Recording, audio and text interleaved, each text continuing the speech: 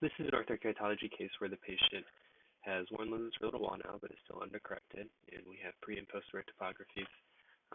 One thing I would just maybe point out is that topography is a little bit weird, got some inferior steepening in both eyes, and so that is something I would definitely keep an eye on. It might be difficult to really monitor that now that the patient's in molding, but that is probably something we just want to not forget about.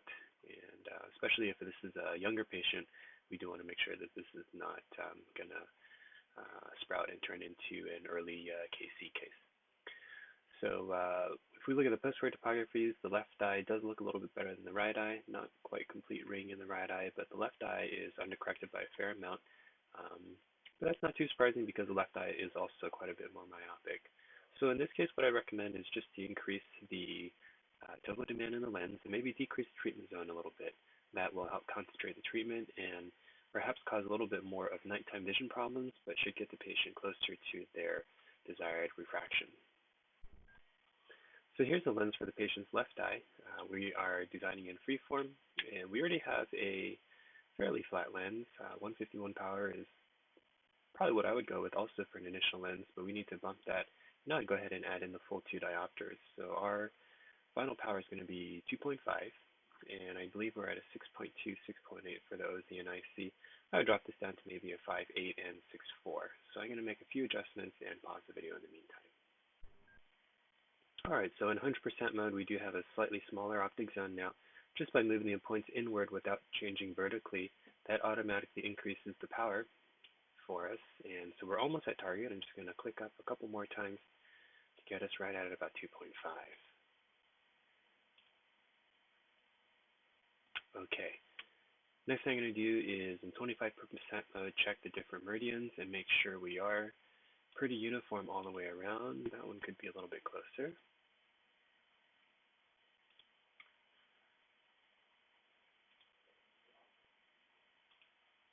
That one could be a little bit closer.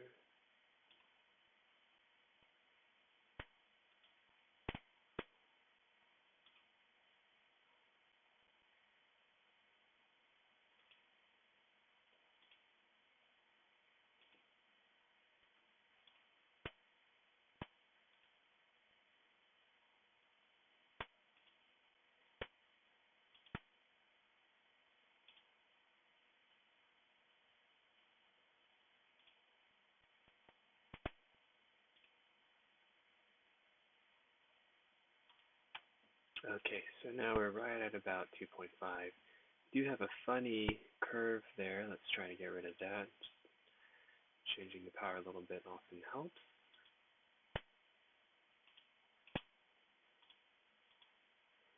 That one looks a little bit funny too.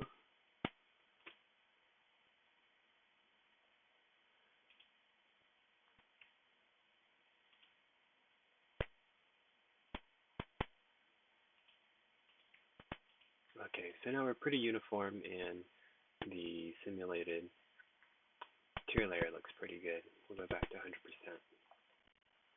So we're about a diopter more demand right now. You can see that the base curve is definitely flatter. And one other thing I would do is add in a little bit of an over-refraction. So what this does is it puts prism in the lens. It doesn't change any treatment. All we're doing is changing the front side of the lens. But what this does is it puts prism ballast in the lens. And what I like to do is when ordering the lens, put a note here to the lab to ask them to dot the lens at the ballast location. Because this is a freeform lens, I do like to make sure that this lens is lining up on the cornea the way we expect it to. A freeform lens that lines up 180 degrees off will give us results that are not what we want. A GSOM lens can rotate 100 degrees, 180 degrees, and that's no problem. But a freeform lens really needs to maintain that exact orientation. Having a dot on that lens will help us know whether or not that's really happening. And I would even ask the patient to take a peek in the morning and make sure that the dot is still at the 6 o'clock position when they're ready to take lenses out. So this is a change I'd recommend for the left eye. I do the same strategy for the right eye. We don't have to change it quite as much because the right eye was only undercorrected by about 3/4 of a diopter. Maybe one last thing I would do is bump this slightly higher center thickness will give us a little bit more correction and maybe bring this down a little bit. So I would try this lens out and hopefully it'll get the patient a little bit closer to plano and seeing a little bit better. So hope the video helps, and thanks for watching.